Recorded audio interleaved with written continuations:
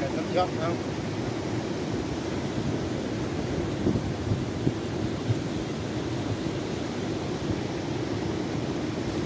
Cái gì đó?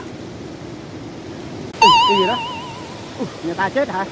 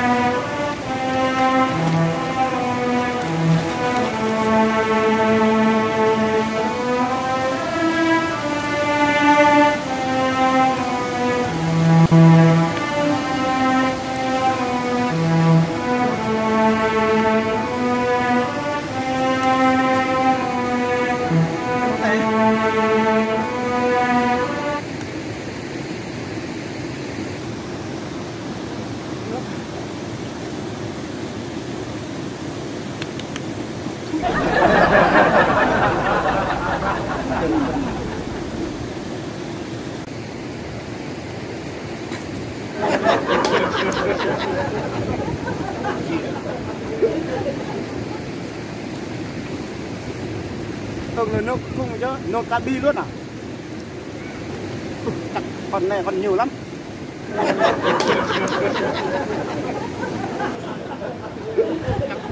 Con này nhỏ quá, chắc không đủ đâu.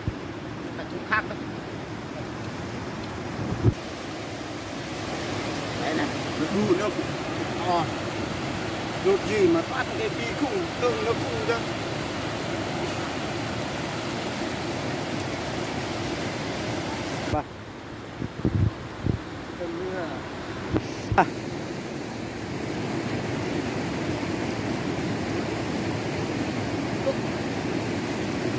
Đốt cái các xúc xích luôn. Ui nhiều thế. Chắc còn nhiều lắm. Tổng này không đủ đâu.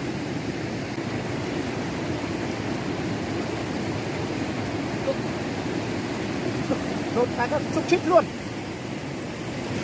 Ui nhiều thế. Chắc còn nhiều lắm. Tổng này không đủ đâu.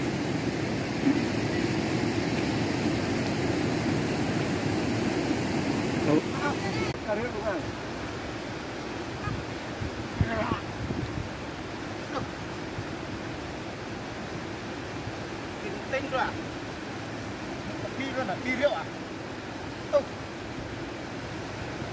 Đi rượu. Nào, làm nào? Tại sao mà xuống suối nuôi nước hả? Làm thôi hả?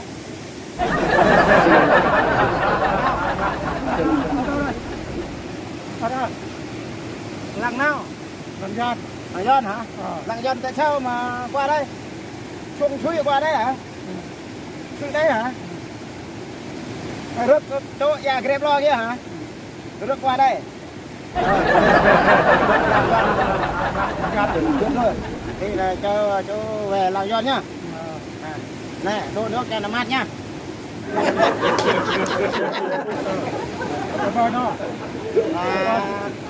Nước trôi từ Làng Giòn trôi qua đây à? Qua làng Lang luôn.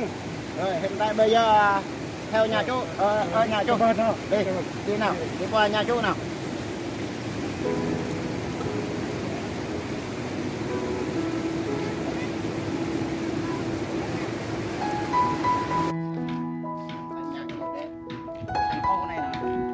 Tọa quan vợ sang rồi.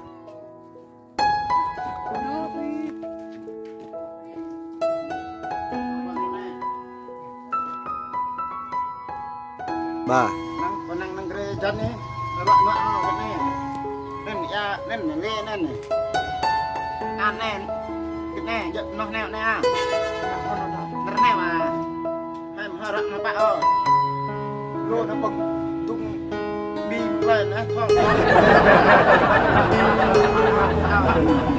nên có do quay đi kia đó sốt ao nè nhưng tôi cũng muốn ra cái lo này tôi nó có năng có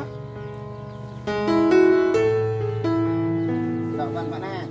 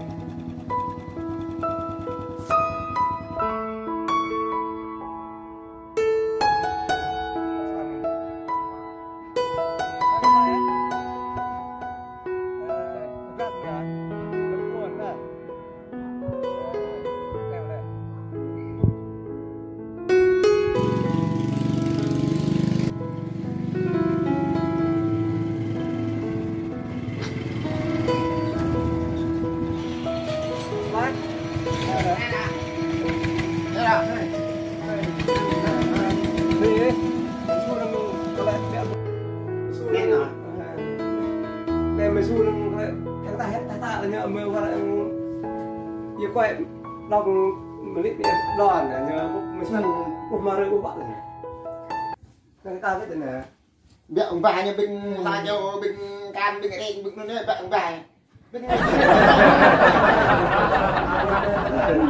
một bút rồi này ta lại ghét bút bữa thế năm vô là chơi hả bữa thế không vô năm kia vẫn suy vẫn minh này vô chơi nhạn cái đấy còn mình là đàn bà là bây giờ nữa như quẹt này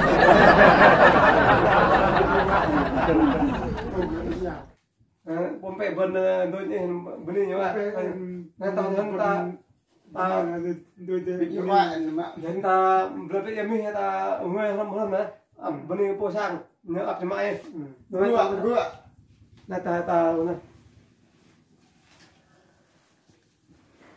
vậy là ta bom môi nhớ và nhiều nhích vậy là một đứt nữa ra nhá vấn lại nhờ đơn bùi hệ đồ nhà về cái nhà về này nữa là làng thân lần là làng này là bên đây này nhiều đơn như vậy nhích không là viện cam không vài nữa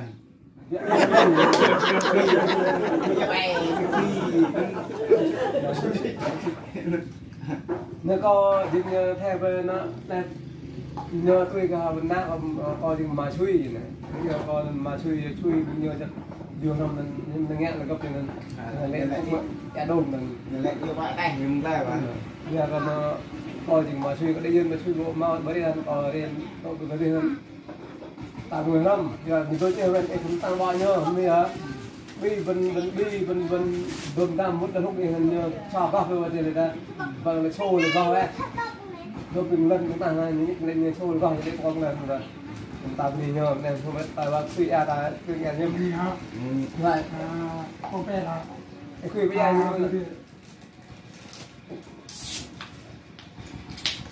nè này này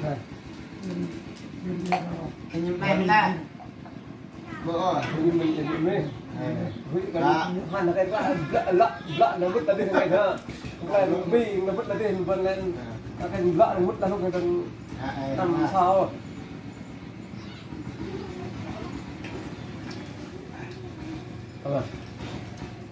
thì người dân to lại nhìn nang cái lợn vứt ra lúc người ta ôm về vân nó trôi là gọi bi mình trôi lên bác sĩ chôn hay là xô ta đấy con người xô thì cho nó bác sĩ cái này này xô thì xô ép lăng này thì còn cái bẹt